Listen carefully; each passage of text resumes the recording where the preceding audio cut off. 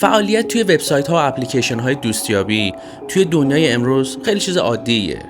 افرادی هم هستن که توی این اپلیکیشن‌ها با هم آشنا میشن و رابطه خیلی خوبی هم با هم میسازن. اما افراد دیگه هم هستن که توی این اپلیکیشن‌ها و وبسایت‌ها در دام افراد میافتن که نیت‌های پلیدی دارن. پرونده امروز راجع به دختر 24 ساله‌ایه که قربانی این داستان میشه. سلام، من رامینم از چنل رامین داک. شرمنده که یه مدت نبودم، نتونستم پرونده‌های جدید بذارم، اما دوباره پیج داره فعالیت خودش رو شروع میکنه. مثل همیشه اگر دوستان قدیمی هستید، ممنون که برگشتید. اگر ما دوستان جدید هستید، ممنون میشم اگر این کانال رو سابسکرایب کنید، چون ما هر هفته اینجا پرونده های جنایی رو روایت میکنیم و کاورشون میکنیم. اینم بدونید که آخر این پرونده قاتل یه بیانیه از خودش توی دادگاه میگه که خیلی عجیب غریبه.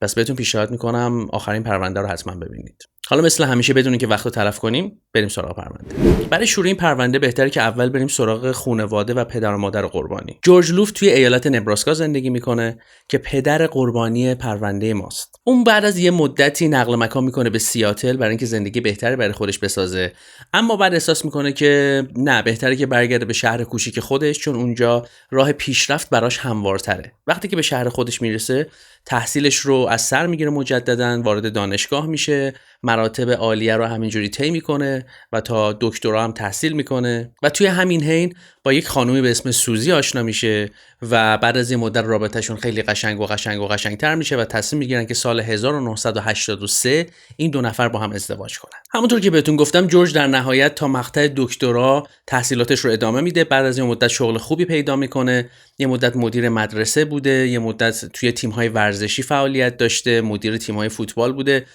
زندگی خوبی داشته در مجموع، یعنی میتونسته خانواده‌شو ساپورت بکنه. و بعد از این مدت این دو نفر هم 3 تا بچه به دنیا میارن و اگر بخوام به ترتیب بهتون بگم، بعد بگم لوی، سیدنی و مکنزی. 2 تا خواهر و 1 برادر. سیدنی دختر دوم خانواده است. سال 1993 به دنیا میاد. از همون بچگی خیلی بچه شاد و پر انرژی بوده.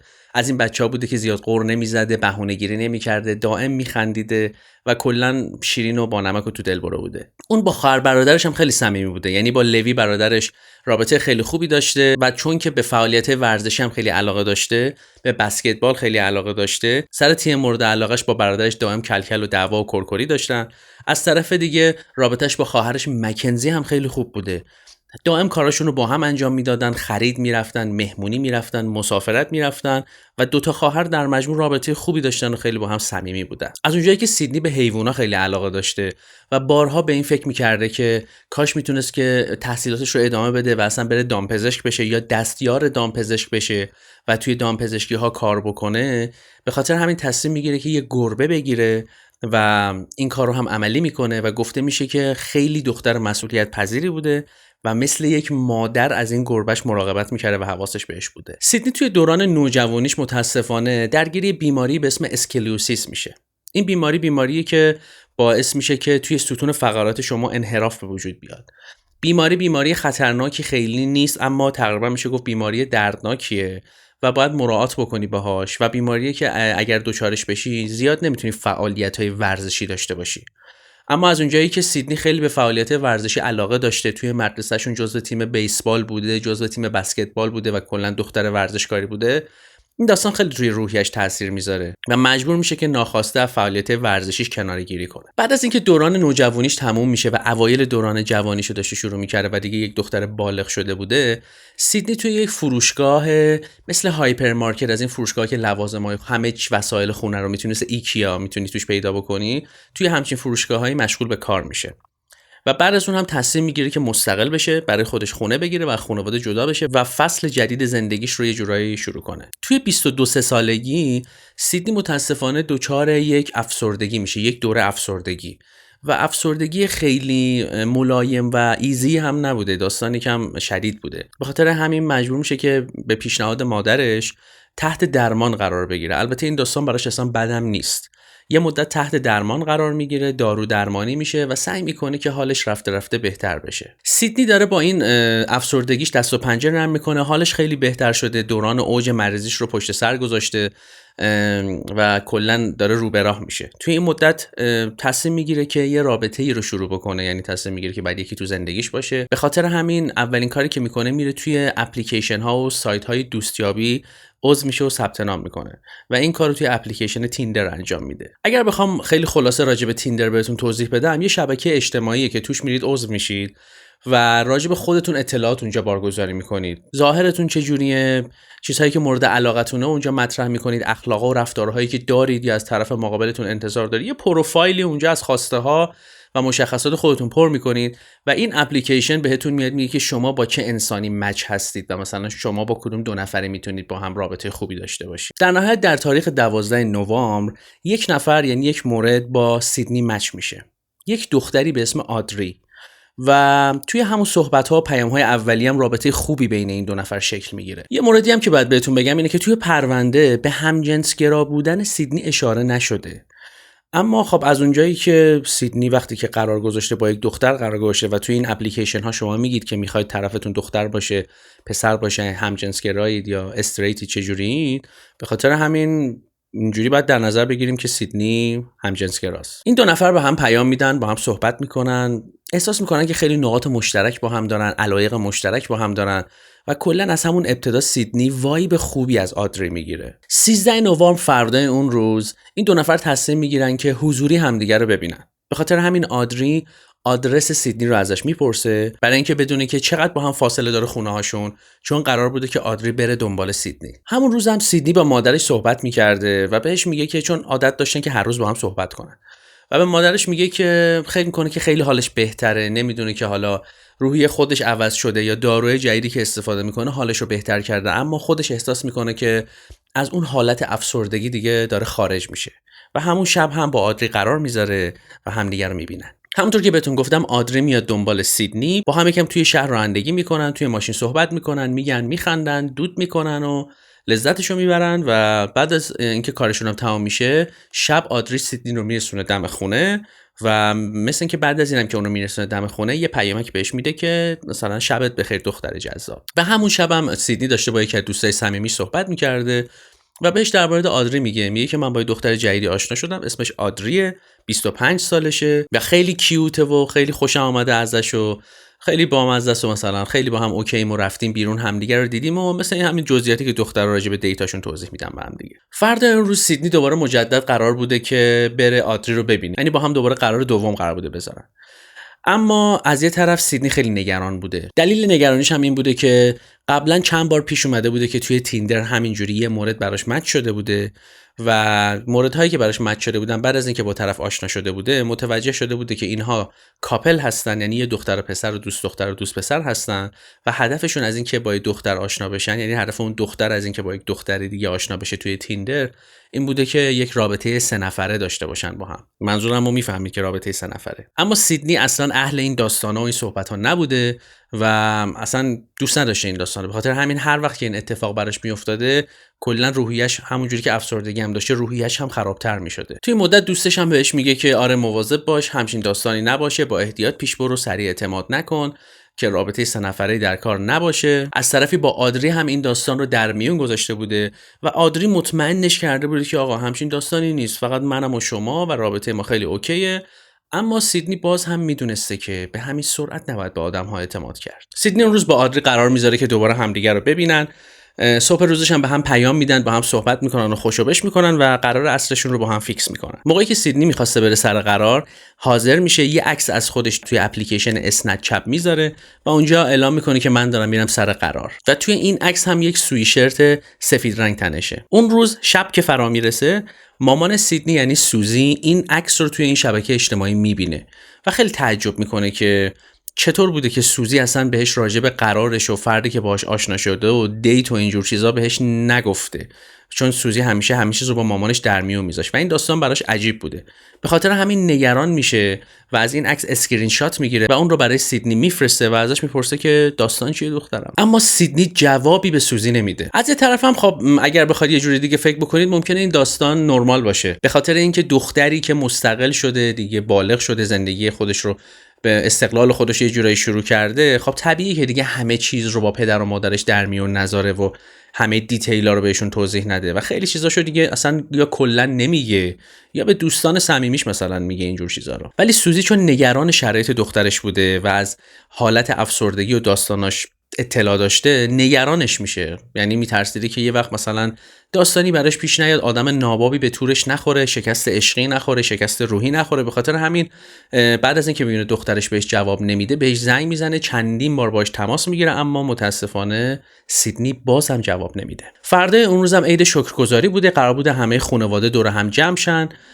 سیدنی معمولا توی این داستان شرکت میکرده، ولی اون روز شیفت کاری هم داشته و مثل که باید میرفته سر شیفت کاریش و استثناً اون روز مثل که عید شکرگزاری رو نمیتونسته پیش خانواده‌اش باشه و همه چیز هم نرمال بوده و اوکی بوده و هیچ اتفاق خاصی فعلا نیفتاده بوده ظاهرا. اما روز بعد یعنی 16 نوامبر خانواده و اطرافیان و دوستان متوجه میشن که سیدنی روز قبل سر کار نرفته و توی شیفت کاریش نبوده و 2-3 روزم بوده که هیچکی ازش خبر نداشته و بهتون هم گفتم مادرش هم بهش پیام داده بوده و بهش زنگ زده بوده و باز هم جوابش رو نداده بوده و اینجا دیگه یکم افراد شروع میکنن به نگران شدن، چون سیدنی همچین آدمی نبوده که یه دفعه غیبش بزنه، یه دفعه بخواد بره یا اگر بخواد سر کار حاضر نشه خبر نده. از طرفی مادرش هم همونطور که بهتون گفتم نگران شرایط روحی دخترش بوده و میترسیده که نکنه یه وقت اتفاقی براش افتاده یا داروهاشو نخورده، یه وقت بیماریش عود کرده. کلا نگران این داستانا بوده. حالا سوزی و جورج یعنی پدر مادر سیدنی دیگه نمیتونن دست روی دست بذارن، به خاطر همین سوار ماشین میشن و میرن توی اون شهری که دخترشون اقامت داره، نزدیک شهر خودشون رانندگی میکنن تا برن خونه سیدنی ببینن که چه اتفاقی براش افتاده. اونها توی این مدت هم که داشتن میرفتن سمت خونه سیدنی به پلیس خبر میدن تا بهشون اطلاع میدن که دختر ما چند روز ازش خبری نیست، ما داریم میریم سمت خونش، لطفاً شما هم بیاید. پلیس به صحنه میرسه، پدر و مادرم به صحنه میرسن، وارد خونه میشن از اونجایی که کلید خونه رو داشتن و میبینن که هیچ اثری از سیدنی توی خونه نیست. خونه توی سکوت کامله، اما نکته مشکوک این بوده که گربه سیدنی که خیلی هم دوستش داشته انگار که چند روز بوده توی خونه تنها بوده و نه آب داشته و نه غذا. و این داستان هیچ وقت اتفاق نیفتاده بوده چون سیدنی گربه‌شو مثل جونش دوست داشته. شرایط آپارتمان خیلی عادی بوده، چیز به هم ریخته توی آپارتمان نبوده، اما کیف دستی سیدنی خونه بوده، ولی کیف پولش، دست کلیدش و موبایلش خونه نبوده. به خاطر همین شرایط هر چی که میگذره عجیب و عجیب تر میشه. حالا دیگه 1-2 روز از گم شدن سیدنی گذشته، پلیس و پدر مادرش دیگه رسما جستجوها برای سیدنی رو شروع کردن. به اطرافیان، دوستان، خانواده‌ها، مردم منطقه و رسانه‌ها خبر دادن که آقا دختر ما گم شده، بیاید بهمون کمک کنید تا بتونیم دخترمون رو پیدا کنیم. از طرفی تو این مواقع یه سری افراد هم هستن که یه گردهمایی‌های انجام میدن و عکس میذارن، شمع میذارن، برای اون دختر دعا میکنن که کار اونا محترمه، اما فکر نمیکنم نتیجه خاصی داشته باشه. پاشید برید بگردید دنبالش ببینید کجاست. تو این فاصله سیدنی و جورج هم چند نشست خبری انجام میدن با رسانه‌ها و از مردم میخوان که دخترشون رو اگر دیدن، آخرین بار جایی دیدن یا خبری ازش دارن، بهشون خبر بدن و کمکشون بکنن که بتونن دخترشون رو پیدا کنن. همونطور که بهتون گفتم دوستان و آشنایان و فامیل و هم از سراسر کشور جمع شده بودن توی نبراسکا، یعنی اون شهر کوچیکی که اونا زندگی میکردن که دقیقاً اسم شهر رو متاسفانه یادم نمیاد، و میگن که پوسترهای سیدنی همه جای شهر پخش بوده. هر جا که میرفتی پشت شیشه مغازه‌ها، توی روزنامه‌ها، روی تیرهای چراغ برق و هر جا که نگاه میکردی عکس سیدنی رو میبینی. اما یکی از دوستان سیدنی که نمیتونسته دست رو دست بذاره، یادش میفته که سیدنی راجع به یه دختری به اسم آدری باهاش صحبت کرده بوده و عکس اون رو براش فرستاده بوده که من با این دختر قرار میذارم. شروع میکنه گوشیشو گشتن و بالا پایین کردن و عکس این دختر رو پیدا میکنه. بلافاصله عکس رو برای مکنزی خواهر سیدنی میفرسته و بهش میگه که یه همچین داستانی هست، سیدنی چند روز پیش راجع به همچین دختری با من صحبت کرده و گفتم شاید سرنخی باشه. این عکسشه و گفتم براتون بفرستم ببینید به دردتون میخوره یا نه. و یکی دیگه از دوستان سیدنی، از اونجایی که سیدنی از این دخترهای محبوب تو جمع دوستانش بوده، مثل اینکه دوستاش با جون و دل همیشه این کارا رو براش میکردن، یعنی واقعا دنبالش بودن و پیگیرش بودن، بی خیال داستان نبودن. یکی دیگه از دوستان سیدنی توی این مدت یه کار جالبی میکنه. اون میره توی شبکه تیندر یه پروفایل برای خودش میسازه و شروع میکنه به سرچ کردن دختری به اسم آدری که 25 سالشه و نزدیک اون منطقه زندگی میکنه. بعد سرچ کردن و براوز کردن توی شبکه تیندر که میگرده، خوشبختانه میتونه این آدری رو پیدا کنه. یعنی عکسی که براش فرستاده بودن با عکسی که توی این شبکه اجتماعی بوده و میذاره کنار هم و میبینه که بله این دو نفر یکی هن. و از اونجایی که آدم زبلی هم بوده اصلا صداشو در نمیاره و باهاش صحبت میکنه که آره مثلا من تیندر تو رو به من معرفی کرده، من میخوام با تو آشنا بشم، اسمت چیه؟ و شروع میکنه سر صحبت با دختر باز کردن و توی همین حین شماره تلفن دختر رو هم میگیره و اون شماره تلفن رو سریع تحویل پلیس میده. حالا یه سرنخ مهم داره به دست میاد. پلیس این شماره تلفن رو ردگیری میکنه و به اسم فردی به اسم بیلی بازول میرسه. بیلی بازول توی منطقه‌ای به اسم ویلبر در نبراسکا زندگی میکرده، یعنی جایی که خود سیدنی زندگی میکرده، شهری که سیدنی زندگی میکرده. از طرفی نکته مهم اینه که با ردگیری گوشی سیدنی متوجه شدن که آخرین منطقه‌ای که سیگنال گرفتن از گوشی سیدنی همین منطقه ویلبر بوده، یعنی نزدیک منطقه‌ای که آدری زندگی می‌کرده. میتونستن محدوده اون داستان رو بفهمن کجاست و می‌بینن که اینا خیلی به هم نزدیک بوده و این میشه یکی از مهمترین سرنخ‌های پلیس توی اون لحظه. پلیس یکم راجع به این خانم بیلی تحقیق میکنه و متوجه میشه که این خانم توی طبقه زیرزمین یک خونه همراه دوست پسر 51 ساله، خودش 25 سالشه، همراه دوست پسر 51 سالش به اسم آبری تریل زندگی میکنه. حالا متوجه شدید که شخصی به اسم آدری که اول سیدنی باش قرار میذاشته وجود نداره.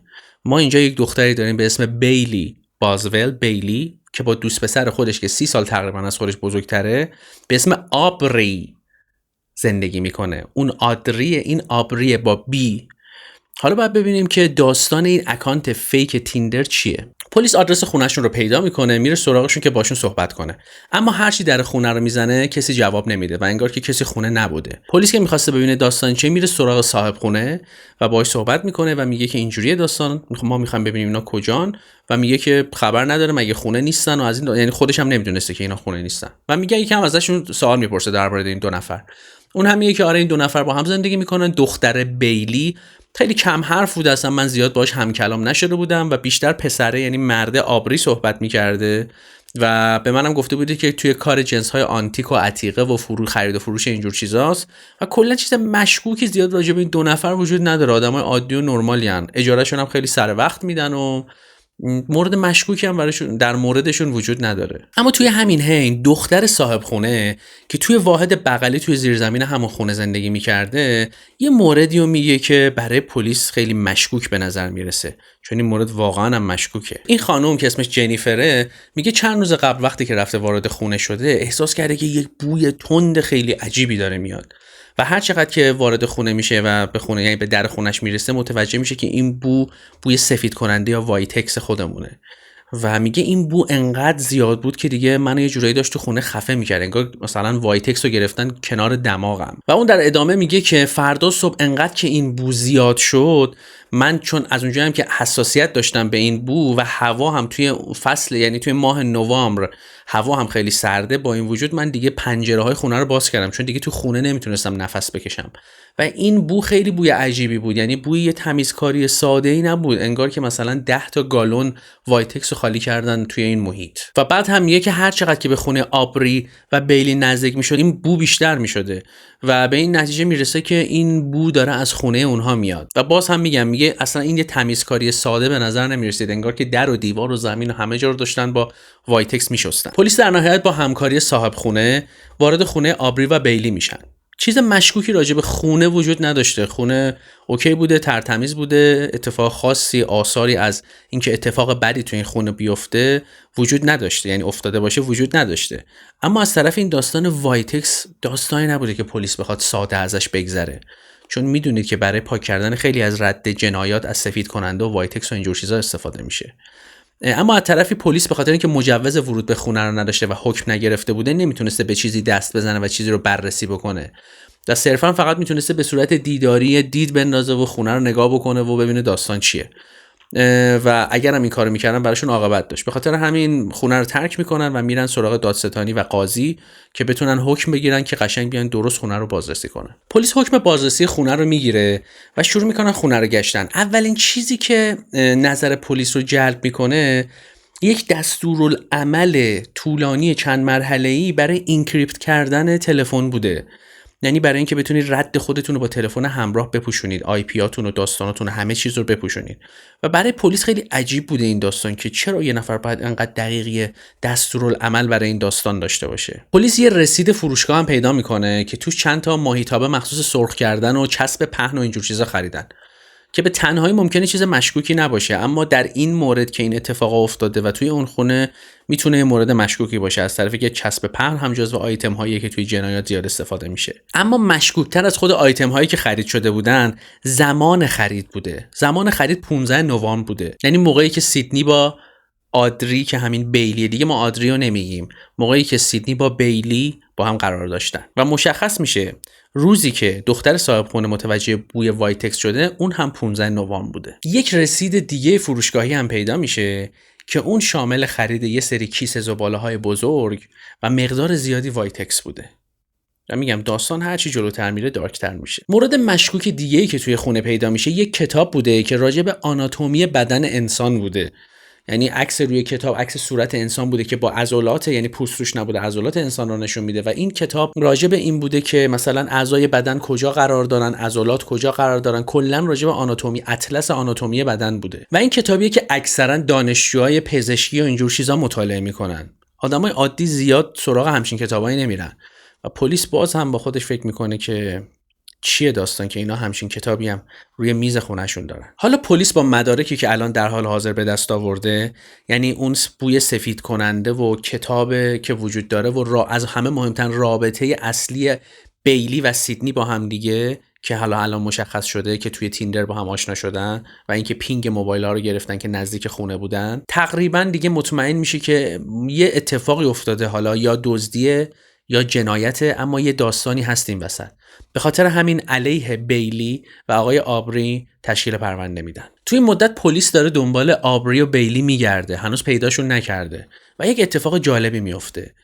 آبری و بیلی توی فیسبوک یه دونه ویدیو میذارن از خودشون. این ویدیو شرایطش اینجوریه که این دو نفر توی ماشینن و دارن با موبایل از خودشون فیلم میگیرن و توی این ویدیو اعلام میکنن که ما متوجه شدیم که پلیس دنبالمونه از این صحبت ها و اینکه ما بیگناهی، مثلا ربطی به این داستان نداریم. و آبری هم اون وسط اعلام میکنه که آره من چند بار حکم دستگیری و اینجور چیزا برام اومده، اما به خاطر اینجور چیزا نبوده و یکم داستانای چک و چک برگشتی و از این چیزا بوده و اصلا ما اهل این صحبت ها نیستیم. پلیس داره علیه ما پرونده سازی میکنه و یه جورایی مثلا اینجوری جلوه میدن که آره ما اگر خودمون رو پنهون کردیم واسه اینه که پلیس داره علیه ما پرونده سازی میکنه، مثلا مردم بیاید پشت ما و این داستانا. و بیلی هم اعلام میکنه که من اون روز با سیدنی درست قرار داشتم و سیدنی اومد خونه ما، یکم با هم وقت گذروندیم، دود کردیم، خوردیم، نوشیدیم و صحبت کردیم و گفتیم و خندیدیم و بعد از اون سیدنی به من گفته که من رو برسون خونه دوستم و من همون رو بردم رسوندم و بعد از اون هیچ خبری دیگه از سیدنی ندارم. و در نهایت اون دوتا میگن ما همه هر دو مثل شماها مردم آرزو میکنیم و دعا میکنیم که سیدنی پیدا بشه. توی همین حین آتش نشانی هم دست به کار میشه و شروع میکنه توی زمینهای اطراف خونه بیلی و آبری و یه دریاچه‌ای که تو نزدیکی وجود داشته تجسس و جستجو رو شروع میکنن و حتی میرن توی عمق دریاچه و شروع میکنن غواص و اینجور داستانا فرستادن که ببینن چیزی آثاری از جسد یا چیزی پیدا میکنن، اما متاسفانه نتیجه نمیده این کار. پلیس توی این مدت دائما دنبال این دو نفر میگرده و دیگه مطمئن میشه که این دو نفر توی فرارن، انگار فلنگو بستن و هیچ چیزی ازشون وجود نداره، هیچ ردی ازشون وجود نداره به غیر از اون فیلمی که توی فیسبوک گذاشتن. اما اولین سرنخ موقعی پیدا میشه که وقتی که این داستان رسانه‌ای میشه، یک کارمند یک متل بین راهی که 4 ساعت با خونه بیلی اینا فاصله داشته با پلیس تماس میگیره و میگه من این مرد رو شناختم، این آقا و خانم رو شناختم، اینا اومده بودن یک روز توی متل من جا رزرو کرده بودن و شب رسیدن اینجا و موندن، اما فردا صبحش ناپدید شدن و دیگه اصلا خبری ازشون نبود و رفتن. بعد از اون دوباره خبری از این دو نفر نیست تا 28 نوامبر یک مسئول رسپشن هتل در ایالت آیووا، یعنی این از ایالت نبراسکا خارج شده بودن، تماس میگیره با پلیس و بهشون میگه که این دو نفر اومده بودن تو هتل ما و جا گرفته بودن، 2 روز هم اینجا موندن، یعنی روز اول که موندن روز دوم رو هم تمدید کردن و بعد از اینجا رفتن. پلیس توی مدت هم سعی میکنه رد اون آی پی اون فیلمی که توی فیسبوک گذاشته شده رو بگیره، ببینه از طریق کدوم تلفن همراه بوده، چی بوده و داستانش چی بوده. اما بهتون گفتم شدیداً این داستان اینکریپت شده بوده، یه دستورالعملی هم اونجا وجود داشت، یعنی دو نفر قصدشون این بوده که وقتی ویدیو میذارن کسی نتونه ردشون رو بگیره. پلیس میره به اون هتل، به اون هتلی که اون خانم تماس گرفته بوده و یک سری وسیله این دو نفر جا گذاشته بودن و مهمترین چیزی که تو این وسیله ها بوده یک نقشه بوده که برای همون ایالت آیووا بوده و نقشه مکزیک. و میدونی که آمریکایی‌ها وقتی میخوان فرار کنن سریع فلنگو میبندن و میرن مکزیک و پلیس دیگه میدونه باید سریع دست به کار شه، ممکنه اینا از آمریکا خارج بشن. پلیس با تلاشایی که میکنه میتونه رد این گوشی، یعنی رد اون آی پی رو بگیره که اون فیلم رو گذاشته و به یک تلفن برسه و از اون تلفن وقتی که ردش رو میگیرن دوباره به یک هتل میرسن. اما بعد از اینکه تحقیقاتشون رو انجام میدن متوجه میشن که آبری و بیلی تابستونی گذشته هم توی این هتل بودن و مثلا شاید مسافرت تفریحی رفتن اونجا. به خاطر همین سریع خودشون رو به اون هتل میرسونن.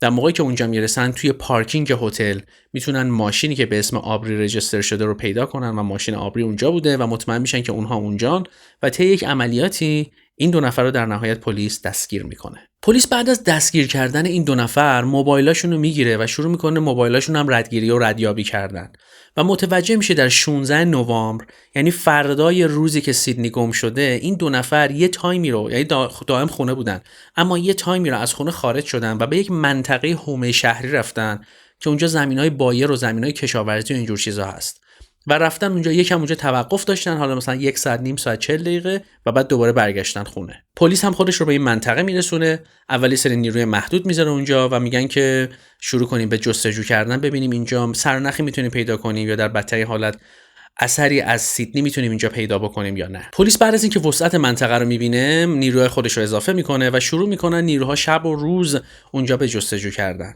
اما یک تماس میرسه، تماس بیسیم از طرف یکی از مامورهایی که داشته جستجو رو انجام میداده و به همه میگه که بیاید اینجا ما یه چیزی پیدا کردیم. و وقتی که کارگاه‌های اصلی پرونده به منطقه میرسن متوجه میشن که چندین کیسه زباله توی یک قسمتی از زمین لای شاخ و برگا پنهون شده. و بعد از اینکه پلیس کیسه های زباله رو باز میکنه متوجه میشه که داخلشون بقایای جسد انسانه، اما بدتر از اون این که بقایای تیکه تیکه شده جسد انسانه.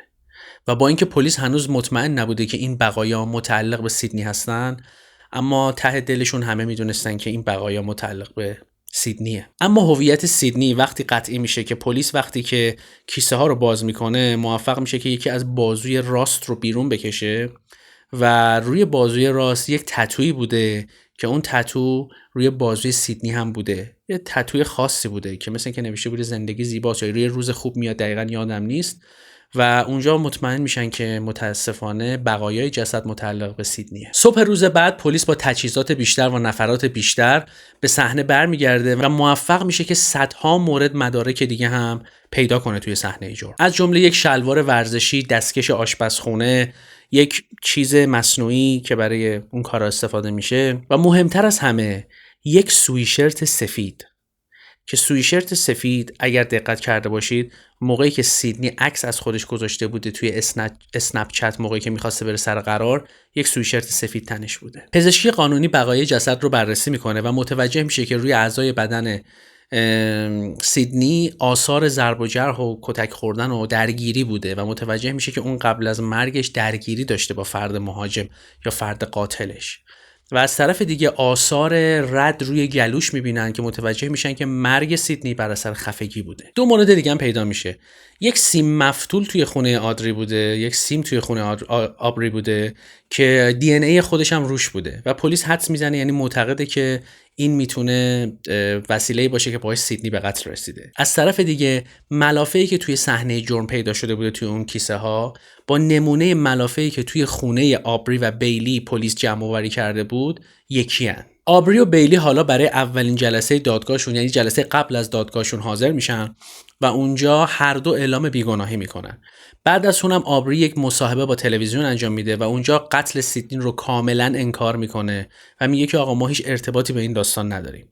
در مورد بیلی هم میگه که ما سال 2013 با هم آشنا شدیم و من اونجا بهش فوتوفن خرید و فروش وسایل آنتیک و عتیقه و اینجور چیزا رو بهش یاد دادم. بعدش رابطمون با هم بهتر شد، رابطمون سنگین‌تر شد و تصمیم گرفتیم دیگه با هم باشیم. اما پلیس میخواد بدونه که داستان قتل سیدنی چیه و اون شب واقعا چه اتفاقی افتاده. حالا دادگاه آبری و سیدنی تشکیل میشه و اتهام‌های زیادی بهشون وارد میشه، اما باید بدونید که هیچ کدوم از این اتهام‌ها ربطی به قتل سیدنی نداشتن. حالا چرا؟ دادستانی با خودش فکر میکنه که هنوز مدارک لازم رو برای متهم کردن این آدم‌ها نداره و ممکنه پرونده شکست بخوره. به خاطر همین ابتدا این آدم‌ها رو به خاطر سوابق کلاهبرداریشون که بیرون اومده بوده، به خاطر همین خرید فروش عتیقه کلاهبرداری و فیک و از این داستانا، سعی میکنن یه پرونده علیهشون تشکیل بدن برای این داستان و میگن بذارید توی این پرونده اینا رو متهم بکنیم، فعلا بندازیمشون زندان تا پرونده خودمون راجع به قتل رو محکم‌تر بکنیم و بعد راجع به اون اقدام بکنیم. در مورد دادگاه کلاهبرداری مورد مهمی نیست، فقط در همین حد بدونید که این دو نفر یه چیزی نزدیک $400,000 کلاهبرداری کردن و اجناسی که اصلا آنتیک و عتیق نبوده رو به مردم فروختن و هر دو به زندان فعلا فرستاده میشن تا حکمشون بیاد. و توی همین حین بیلی هم اعلام میکنه که توی این کلاهبرداری ها بی تقصیر بوده و گول خورده و تحت تاثیر آبری بوده. اما اتفاق عجیبی میفته.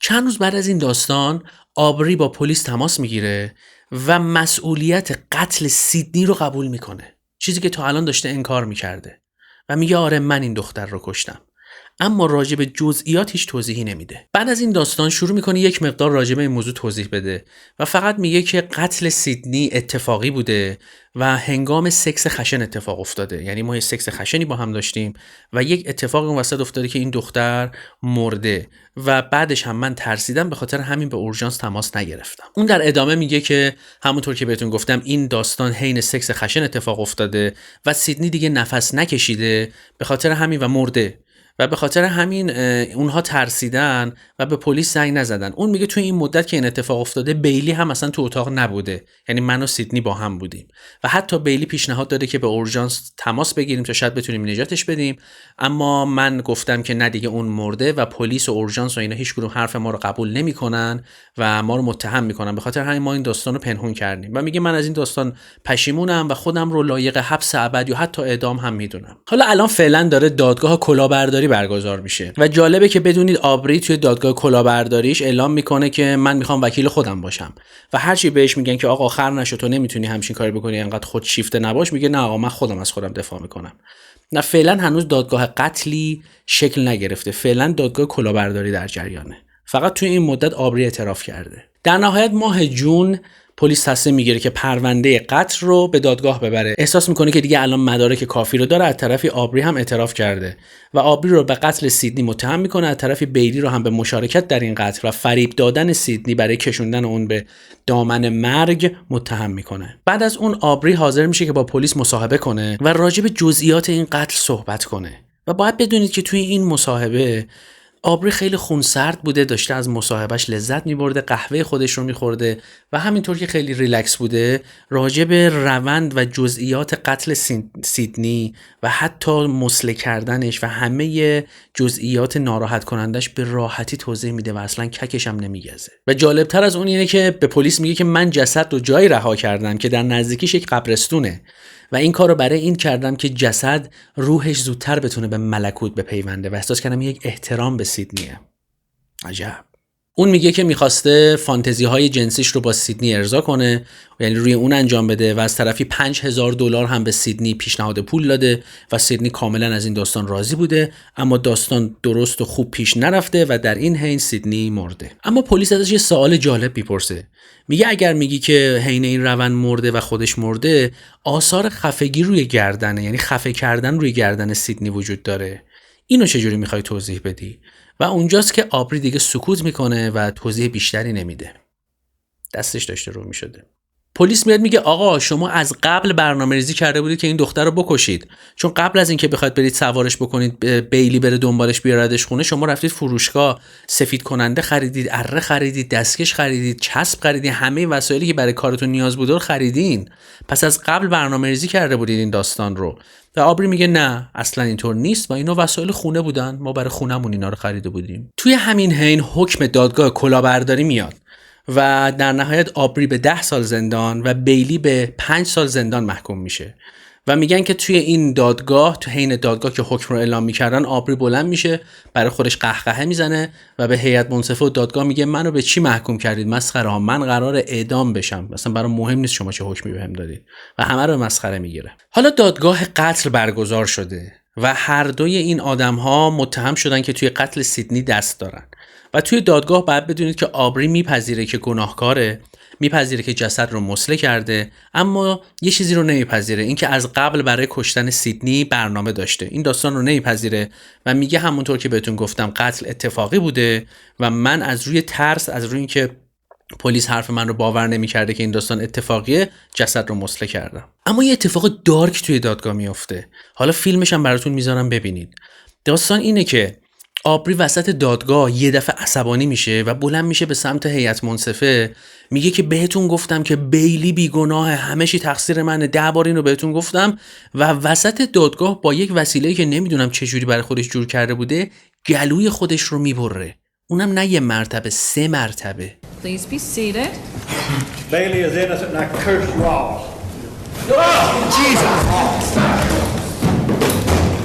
Stop recording. و میتونن در نهایت آبری رو نجات بدن، اما توی مثلا 1-2 جلسه بعدی دادگاه آبری چون مثلا که تو بیمارستان بوده نمیتونه شرکت بکنه. از طرف دیگه یه دختری هم به این دادگاه احضار میشه که معلوم میشه این قبلا با این 2 نفر یعنی آبری و بیلی در ارتباط بوده، یه جوری دوست دختر آبری بوده. حالا 3 نفره 2 نفره این داستانشون مشخص، ولی احتمالاً 3 نفره بوده داستانشون. و میگه که این 2 نفر واقعا دیوونن، مریضن، میگفتن ما جادوگریم، خوناشامین، یه گروه و فرقه برای خودشون تشکیل داده بودن. و دائم از این حرف میزدن که از شکنجه کردن آدما لذت میبرن و میگه یکم آدمای عجیب غریبی بودن. و میگه یه بار هم اینا نقشه قتل یه آدمو کشیده بودن، یعنی گفته بودن که یه آدمی توی والمارت، تو فروشگاه والمارت، اینو بریم بکشونیم بیرون و آبری گفته که شما 2 من اینو میکشونم بیرون، میبرنش توی محیط جنگلی و شما 2 این آدمو بکشید. و میگه من انقدر دیگه ترسیده بودم کلا پیچیدم به بازی، این رابطه رو کات کردم. و پزشکی قانونی هم توی دادگاه حاضر میشه و اعلام میکنه که بدن سیدنی با اره‌ای که توی خونه آبری پیدا شده مسله شده. آبری هم که هر دفعه داره یه داستان جدید در مورد قتل تعریف کنه، دوباره میاد تو دادگاه و میگه که آقا داستان اینه که اصلا سیدنی تشنج کرد، یعنی ما یکم سکسمون خشن شد با هم و این دختر اون وسط تشنج کرد و به خاطر همین کشته شد، یعنی مردش در واقع، کشته نشد. و از طرفی هم اصلا کاملا به این داستان رضایت داد، من بهتون گفته بودم، من پول داده بودم بهش این کارو بکنیم، بنده خودم تشنج کرد، ما مسلش کردیم. اما در نهایت باید بدونید که حکم دادگاه میاد و آبری به اعدام محکوم میشه. توی اون ایالت حکم اعدام یکم سخت بوده، شرایط سختی داشته، ولی همه چی دست به دست هم میده که این حکم برای آبری اجرا بشه. و باید بدونید که آبری اصلا براش مهم نبوده و آخر دادگاه اعلام میکنه که اصلا برام مهم نیست که بهم حکم اعدام دادید، ککم هم نمیگزه. اما در مورد بیلی توی دادگاه گریه و زاری میکنه و میگه تو رو خدا به من حکم اعدام ندید، من اینجوری ام، من گول خوردم، آبری منو گول زده. از طرفی هم آبری مثلا که خیلی دوستش داشته، چون تو تمام مدت تقصیرها رو گردن میگرفته و میگفته بیلی تقصیری نداره، گردن من بوده، اصلا حضور نداشته، اصلا دستی نداشته، من گولش زدم، من فریبش دادم. و بیلی هم میگه آره من گول خوردم، من فریب خوردم. و از یه طرفی هم به خاطر اینکه مظلوم نمایی کنه میگه که من یتیم بودم، تو یتیم خونه بزرگ شدم، شرایط خیلی بدی داشتم، پدر و مادر نداشتم. اما در نهایت یه حرفی میزنه که مثلا که میگن خیلی تاثیر داشته روی رأی هیئت منصفه و اون همین بوده که میگه تو رو خدا به من رحم کنید، من یک بچه 7 ساله دارم و منو اعدام نکنید. و مثل اینکه این داستان روی هیئت منصفه تاثیر میذاره و در نهایت حکم بیلی به حبس ابد بدون آزادی مشروط تغییر میکنه. اما مورد دارک صحبت‌های پایانی دادگاه آبریه. آبری اولش میگه که من میخوام صحبت‌های پایانیمو تو دادگاه بکنم، حتی به قاضی هم میگه میتونم برگردم رو به پدر و مادر سیدنی صحبت کنم، انقدر پر رو. و قاضی بهش میگه که نه داداش، همینجوری بلند شو یا سر جات بشین و بخون متنت رو. و حالا من این متن رو ترجمه‌شو براتون از رو میخونم. میدونم این صحبت‌ها چیزی رو در مورد نبود سیدنی لوف درست نمیکنه. من در طی مصاحبه‌هام با پلیس دروغ‌های زیادی در مورد سیدنی لوف گفتم. و این به خاطر این بود که حکم اعدام نگیرم، اما حالا میخوام قضایا رو روشن کنم. مرگ سیدنی لوف اتفاقی نبود، من اون رو به قتل رسوندم. سیدنی لوف قبل از این اتفاق من رو نمیشناخت و من اون رو فریب دادم. من از بیلی سوء استفاده کردم که سیدنی رو به آپارتمانمون بکشونه، مثل کاری که با دخترهای قبلی کردم. قصدم این نبود که اون رو بکشم، بلکه میخواستم به گروه کوچیک ما بپیونده. البته من انکار نمی‌کنم که از قبل میخواستم اون رو بکشم، حرفش عوض میشه، اما این تصمیم رو نهایتاً 2-3 ساعت قبل از کشتنش گرفتم در اینجا منظورش اینه که من از 2-3 روز قبل برنامه و نقشه نریخته بودم. آورده بودم اونجا باش عشق و حال کنم، اما 2-3 ساعت مونده بود به داستان تصمیم گرفتم. حالا توضیح هم میده.